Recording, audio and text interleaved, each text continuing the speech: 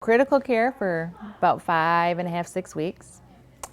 Long-term acute care hospital for about a week and a half.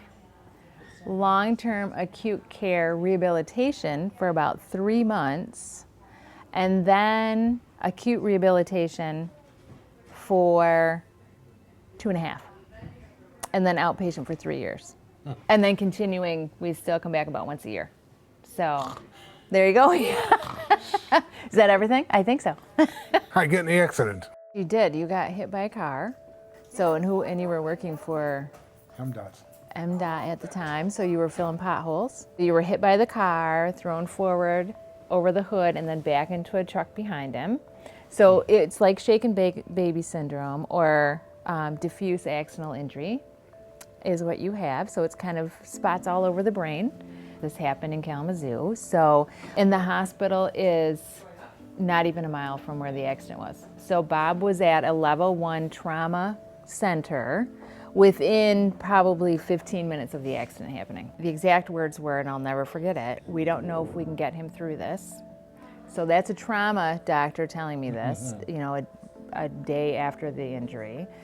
And then an hour later, the neurosurgeon comes in and says, well, it's a brain injury. We don't know what's going to happen. So just hang in there, and it's going to be hour by hour, and pretty soon maybe half day by half day, and then after that day by day, and then week by week. But hang in there, we'll see what happens. So you go from this, oh my gosh, what is, you know, who do you really listen to? Who's actually directing the care? Like I still don't know to this day in critical care who was in charge of that, because we had a neurosurgeon that would come talk to us, and then we'd have the chief of trauma that would come talk to us. So, but who's calling the shots? So I had to be very straightforward and say, I expect you to come tell me every morning and every afternoon what's happening. Now, how are we going to make that happen? Or if you can't make that happen, what is realistic for me to think? Once a day, twice a day, once every other day? What's realistic? What do you normally do in a situation like this? What was really awesome is the neurosurgeon called me one night at about 11 o'clock. The first thing she said to me was, "Nothing's wrong. I'm just calling to let you know something." I'm like, oh, thank goodness. So it was like she understood. It was almost like she understood it from the family's point of view and where we were coming from. Because of course, they do this. And it's very traumatic, but that's the profession they're in, is these traumatic injuries, right? So they do this, yeah, and we don't. So that's one of the things I think, if you can demand, it's unfortunate, but I think you do need to set the expectation. In the 5 weeks in critical care, laying completely flat, Bob never had a bed sore, never had any skin issues. I mean, he had excellent care and excellent machines that kept him rotating and moving all the time. So you had come off all the drugs that you could. You still had a trach, you still had a feeding tube. Bob was in a long-term acute care hospital for about a week and a half. Where? That was in Plainwell. So you kept moving north. So geography-wise, you kept moving north. And from there, you were there for about a week and a half. They got all your medical issues really balanced out and addressed. So you moved from critical care, where you didn't need really that one-on-one care anymore, to the subacute, where I think it was 1-3, the ratio. And then you went to rehab, walking into what essentially was a nursing home with a rehab ability. The majority of the patients were elderly, which is a different focus than what you have for a brain injury. So we're still, the whole family, we're still moving forward under the expectation that there's a lot of progress to be made yet. So we're trying to get Bob the best tools to make him the best Bob, whatever that's gonna be. It was fascinating to watch, because when you did range of motion, they would move a leg for you first and then ask you to move it the same way. And there was about a 15 to 20 second delay. But I could see it in your face that you understood what they were asking, but it took that long for you to make your leg do that. So Bob had posy rolls around him because he liked to roll around, and as he got stronger, it was awesome that you had the ability to start getting out of bed. But the problem was you couldn't communicate what you wanted. So I think you were trying to get up to go to the bathroom, but you couldn't communicate that.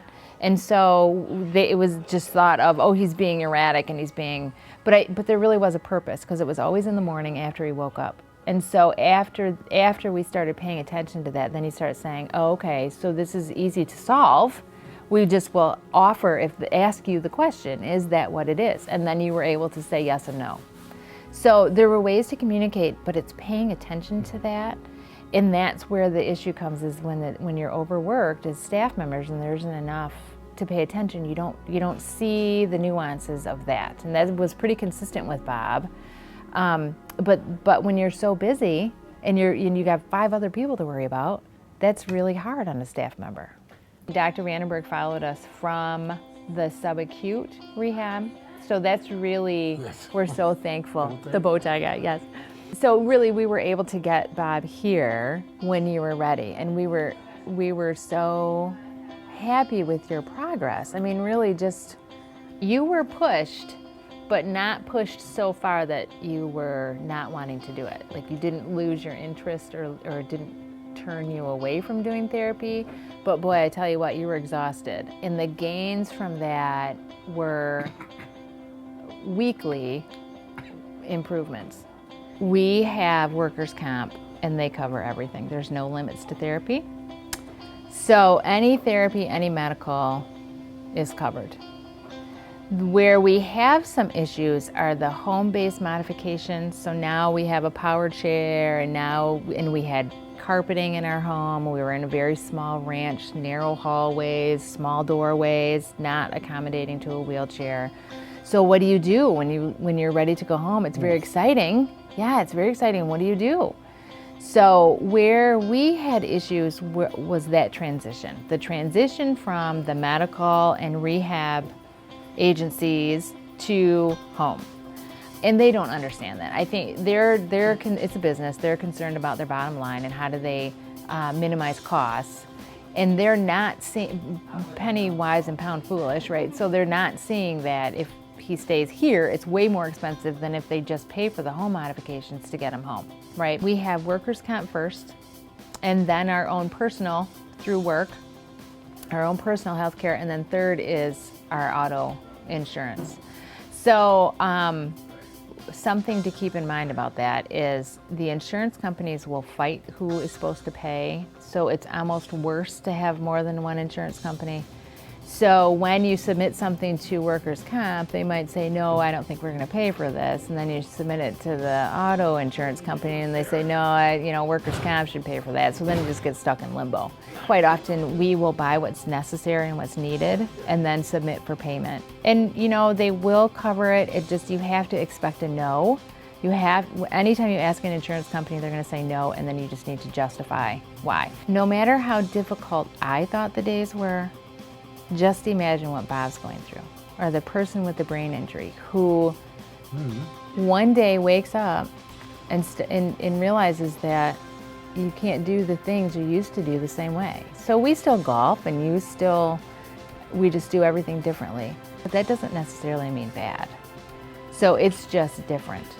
And being open to that, and I think we are just so thankful that you're still here.